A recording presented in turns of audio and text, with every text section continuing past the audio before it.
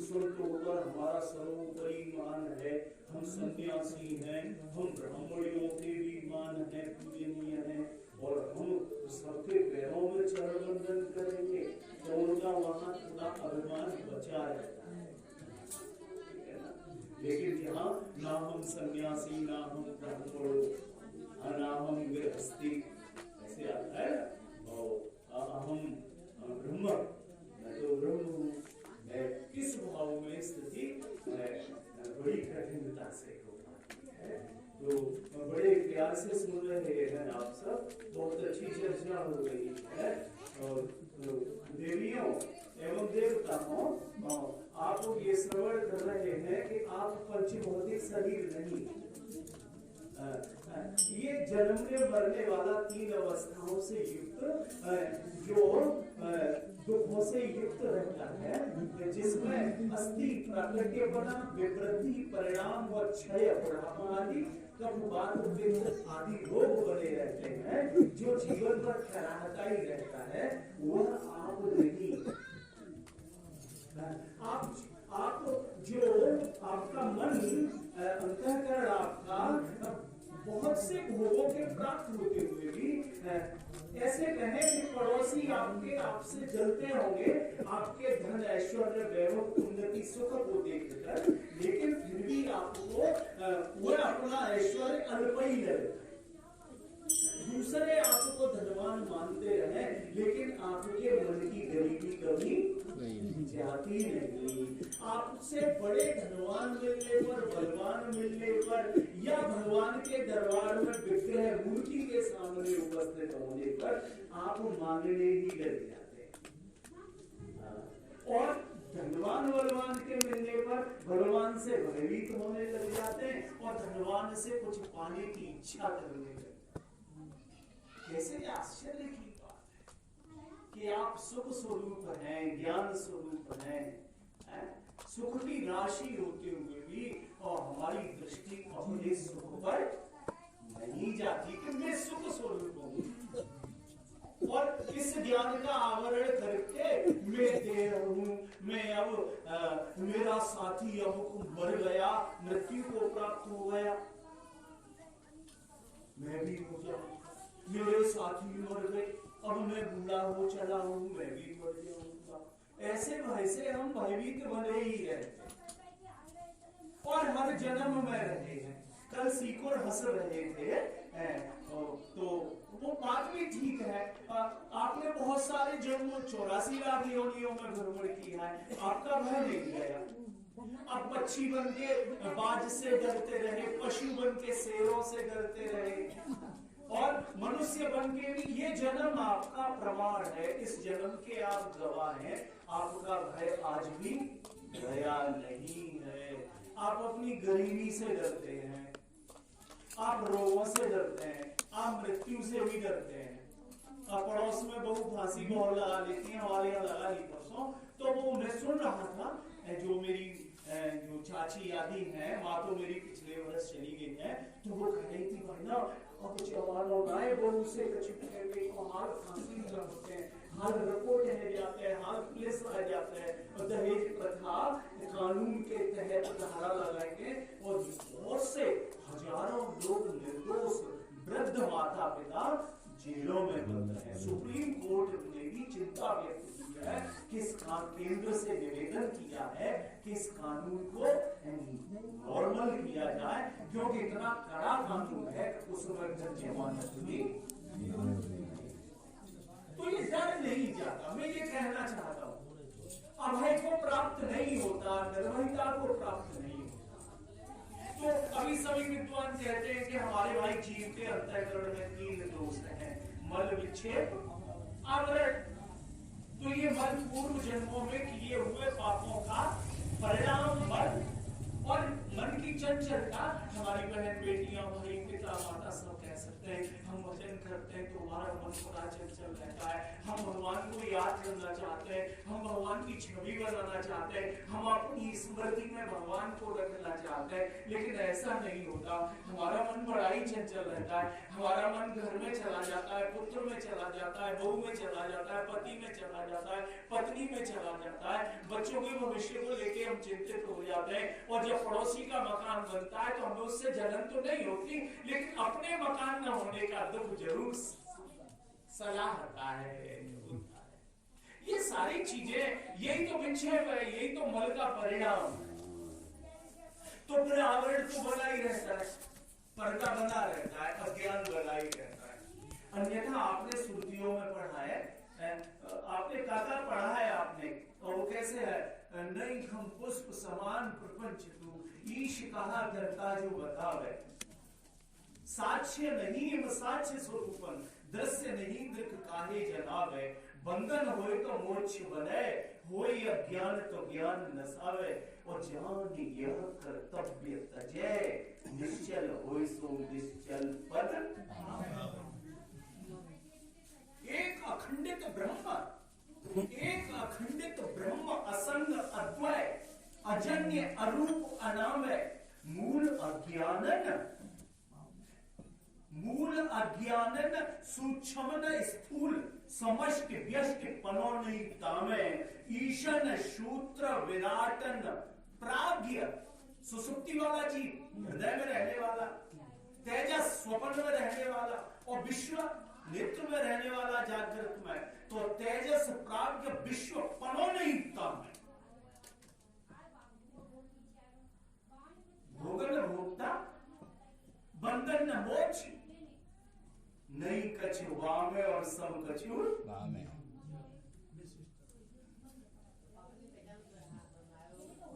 क्योंकि वह सूक्ष्मत्वात् अविज्ञेय दूरस्थ चांति के चतता, 13वें अध्याय भगवान कृष्ण कहते वह जानने वालों के लिए अत्यंत निकट है, और न जानने वालों के लिए, इसलिए न जानने वालों के लिए सब है, और न जानने वालों के लिए आत्म रूप अज्ञान हो गए है जब प्रतीत, जगत स्वप्न नव नीलता रज भुजंग ज्योर रीत, जैसे रस्सी में सर्प भासता है और नीला आकाश भासता है, वो चतुरी टाइप आकाश भासता है, परंतु ऐसा होता नहीं। और जैसे स्वप्न में, अच्छा जब जब हम सपना देखते हैं हमको क्या लगता है कि झूठा है, सपने में पागल कुत्ता भाग रहा हो, कोई बलवान मारने दौड़ रहा हो, हाथ में तलवार लिए बंदूक लिए, और हम दौड़ रहे और आंख खुल जाए तो काफी देर में मैं बाथरूम में घर में हूँ। अभी हाथी भाग रहा था, जंगल में दौड़ रहे थे और बचेंगे नहीं, मार डालेगा, लेकिन आंख खुली काफी देर में तो लगता है कि मैं ठीक हूँ, मैं चारपाई पर घर में हूँ, यह हाथी नहीं हो सकता, यह जंगल नहीं हो सकता, लेकिन उस स्वप्न में ज्ञान नहीं रहता, आज सत्य ज्ञान होता है वहां पर। इसलिए जागृत में जो प्रपंच प्रभासत, सो सब बुद्धि विनाश बन्यो है, ज्यो सपने माही भोगन भोक्ता, तो एक चित्र विचित्र बनो है, लीन सुसुप्ति में मत होतई, भेद भगे एक रूप सुनियो है। एक ही रूप है, भगवान ने कहा मत परतरम ध्यान किंचित अस्ति धनंजय, मेरे अतिरिक्त दूसरी सत्ता नहीं, मया तद्विदम। कई लोग ऐसे लोग मेरे पास आए, सच कहता हूं मैं, सन 2009 में एक ऐसे महापुरुष आए जिन्होंने कहा मैं 40 साल से गीता पढ़ रहा हूं और मैं अमुक आश्रम में उनका शिष्य रहा। जो सवाई आश्रम है अतमालपुर के पास, प्रभु रामलाल जो उनका नाम भूल गया, उनकी डेथ हो गई, उनके शिष्य थे, वो मेरे गुरु रहे। 40 वर्ष से गीता पढ़ रहा हूँ, लेकिन गीता में समझ नहीं पा रहा हूँ। एक बात कहूँ मित्रों, मेरी माता बहनों, पिता भाइयों, गीता अपने लिए मूल शास्त्र है। आप उसे हृदय, उसे या बोलने के लिए मत पढ़ना, सच कह रहा हूं। अगर देखो मेरी बात समझ सके तो एक सलाह के रूप में, मित्र के रूप में मुझे ले, मार्गदर्शन के रूप में। बहुत लोग घर से निकले, कुछ ग्रस्त छोड़ के निकले, कुछ ब्रह्मचर्य अवस्था में कुआरे ही निकल पड़े कि मैंने रामायण से जान लिया है, मैं चेतन हूँ, अमल हूँ, सहज सुखदासी, मैं आत्मा हूँ, मैंने ये पढ़ लिया और मुझे जानना है, अनुभव करना, महसूस करना है कि कैसे। बहुत लोग गीता पढ़ के उपनिषद पढ़ के निकल पड़े, बोले ये नाहुर मनोमतम। अरे जो मन को जानता है, जिसे मन नहीं जानता, जिसका मन बुद्धि विषय है, और वही तो परमात्मा है जो समस्त प्राणियों के घटमय है। और मैं यदि दम उपासते, जिसकी भिन्न करके उपासना की जाती है, वो परमात्मा नहीं है, ऐसा जान के निकल पड़े घर से। अब उन्होंने क्या किया, अब वो किसी गुरु के पास गए, शास्त्र पढ़ने लगे, और शास्त्र पढ़ते पढ़ते वो प्रवचन करने लगे। लोगों ने कहा आप तो बड़े विद्वान हैं, अरे बालाजी को सुनाइए। अब वो सुनाने लगे, लोगों ने कहा हमें दीक्षा दे दो, आप तो बड़े विद्वान हैं। तो वो गुरु बन गए, प्रवचन कर्ता बन गए, पूजा होने लगी। लेकिन न तो उनका ब्राह्मणपना गया, न उनका ब्रह्मचर्यपना गया, और ग्रस्त भी स्मरण होता रहा, न उनका सन्यासी बन के गुरु बन गए, लेकिन आत्मा नहीं बनी। एक सज्जन के में एक महात्मा जी ने, मुझे याद आ गया, परसौरा में कई दिन का प्रोग्राम था, हम लोग वहां रुके हुए थे, तो हम संतों से मिलने गए। तो एक संत जी ने कहा अरे सब जी आओ, वहां हम संचालन करते थे, तो एक दिन हमने किया, मां साहब ने किया, तो उन्होंने बुलाया हमको और बड़े प्यार से, अरे सब जी आप लोगों को लगता है कि मेरी वाणी बहुत अच्छी है, तो ये तो होगी, हो सकता है बढ़िया लगती है, किसी को बुरी भी लगती है। वो कहते तुम सत्संग में आते हो तो भूंगा डालते हो, तुम एक तो भक्ता को नहीं सुन लेते, तुम बोलते पाओ तो तुम मत आया कर, तुम्हें जाता भी नहीं, कष्ट होता है। मैंने बहुत जगह जाना छोड़ दिया। मैं 15 दिन में घर लौटता था सत्संग करके, 15 सत्संग करके लौटा। मेरे भाई ने दुकान बंद कर दी, चक्की बंद कर दी, खेती का काम पट्टे में लेना छोड़ दिया, क्योंकि उसे भी लगता था कि मेरा भाई बाहर ही रहता है, तो इस तरह से। लेकिन आज बहुत रामबाबू के कहने पर और मास्टर के 100 रुपए देने पर, अगर तुम आओगे नहीं 700 रुपए आप तेल करवा देंगे, अरे मास्टर ऐसे भगवत कृपा है तो मैं जरूर आऊंगा, तब आया हूं मैं। तो मेरी बात समझे, कितने लोग निकले घर से आत्मा बनने के लिए, लेकिन गुरु बनकर रहे, सन्यासी बन के रहे, लेकिन आत्मा बात समझे मेरी, उनका भेद ही नहीं गया। वो एक परमात्मा का न तो धारणा कर पाए, देखो बिना धारणा के ध्यान नहीं होगा, पहले धारणा करनी होगी, भगवान को सब में देखना होगा पहले, फिर भगवान दिखने लगेंगे। आप सीधे देखना चाहते हैं, सास कहती है वो मुझे माई नहीं समझती, अरे वो तो अभी जन्मी है, 1-2 साल वो जन्मी है, अभी वो बालक है तुम्हारे घर में, उसे तुम प्यार करो ना बेटी की तरह। बच्चा जैसे जन्मता है उसे कई वर्ष तक प्यार आ जाता है, दुलार आ जाता है, उसको परवरिश किया जाता है, तब तो उसके भाव जाता है ये मेरी माता है, और फिर उसे पीटो तो रोता नहीं, वो जानता है ये मुझे प्यार से। तो कैसे आश्चर्य की बात है। तो सज्जनों चलो मैं समझ गया, मुझ पर दबाव आ गया, स्वामी जी है कभी तो इन्हें भी बोलना है। तो देखो एक बात कहें, भगवान ने कहा ज्ञान के समान कोई दूसरा, ठीक है, भक्ति के भी समान दूसरा नहीं। अभी बात खत्म करो तो राम भजे सोई मुक्त गुसाई।